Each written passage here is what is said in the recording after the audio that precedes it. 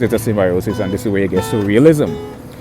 Because surrealism might cause too incongruity to create something that's absurd, or something that we consider absurdity.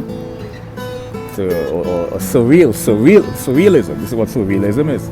You know, Salvador Dali exemplified this. He juxtaposed the subconscious and the dream state, right? And so you have this. So you merge this incongruity, you juxtapose them, and then out when it coheses and creates what we call something that's surrealistic, right? But then that surrealism might be absurdity, right? It may not be absurdity, it might be surreal. But what's fascinating about juxtaposition of incongruity